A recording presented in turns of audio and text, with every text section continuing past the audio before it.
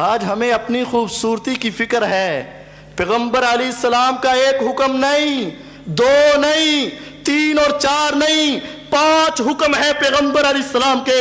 رکھ لو داڑھی، رکھ لو داڑھی، رکھ لو داڑھی، بڑھاؤ، معاف کرو، چھوڑ دو، ایسا نہیں کرو. اور جس نے کٹوائی منڈوائی، نبی علیہ السلام نے اپنے رخ زیبا کو موڑ لیا، دوسری طرف سے آیا موڑ لیا، تیسری طرف سے آیا نہیں دیکھا.